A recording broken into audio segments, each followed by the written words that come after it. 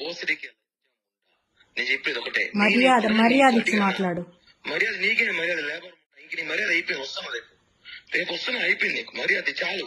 చాలా రెస్పెక్ట్ ఇచ్చి నేను చాలా వరకు కూల్ గా కామ్గా ఇన్ని రోజు కామ్గా ఉన్నా. నువ్వు ఏదో అన్నావు కదా, నీ వల్ల నువ్వు చెయ్యి, నేనేదో చూపిస్తా. వస్తున్నా, రేపే వస్తున్నా. ఏం చేస్తావు? ఏం చేస్తానా, వచ్చి మాట్లాడతా. నువ్వు ఏదో చేస్తాను చెయ్యి, ఎక్కడికి పోతావో పో. నా ఇంటికా ఏమనుకుంటావు నువ్వేమనుకుంటున్నావు?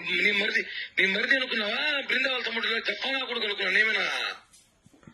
నీ కొడుకులు పెద్దోళ్ళైతే మడిచి నీ పెట్టుకో, నా దగ్గర కాదు.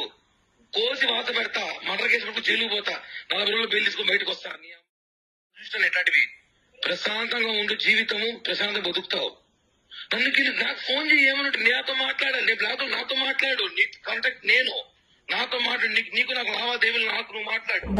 దాంతో నా గురించి ఎందుకు చెడ్డగా చెప్పావు? నీకు నాకు లావాదేవీలు, నువ్వు నాతో మాట్లాడు. దాంతో నా గురించి ఎందుకు చెడ్డగా చెప్పావు? నువ్వు అసలు నాకెందుకు ఫోన్ చేస్తావు? అమ్మాయికి నీకు ఫోన్ చేసే రైట్స్ ఏముంది? ఎందుకు లేదు, అదే నా లైఫ్ ని చెడగొట్టింది, నాశనం చేసింది. నాకు మాత్రమే రైట్స్ ఉన్నాయి, నీకు ప్రతి ఒక్కటి చేసింది నేను, మొత్తం చేసింది నేను, కాబట్టి నాకు మాత్రమే రైట్స్ ఉన్నాయి. నిన్ను అడగడానికి రైట్స్ మాత్రం నాకు మాత్రమే ఉన్నాయి. కిరణ్, ఎందుకు నా లైఫ్ నాశనం చేసినావు? ఎందుకు నన్ను కొట్టలేదా?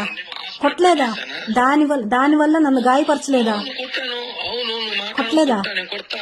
ఎందుకు కొట్టా అంటే నువ్వు ఓవర్ యాక్షన్ చేసినావు కాబట్టి, నా విషయం, నా పర్సనల్ లైఫ్ విషయం ఓవర్ యాక్షన్ చేసినావు కాబట్టి నేను కొట్టా. ఇంతవరకు నువ్వు కిరణ్ ఈ రోజు ఒక లాగా చూడబోతున్నావు. పిటే ఇంకా నీ వల్ల ఏం చేసుకో.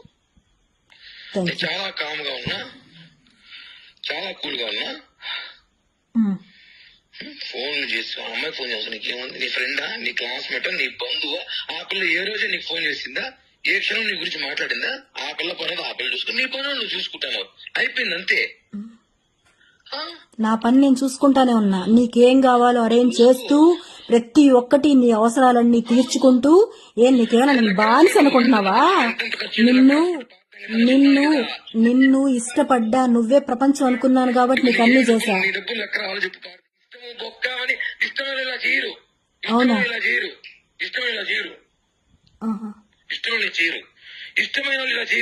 ఇలానే చేస్తారు.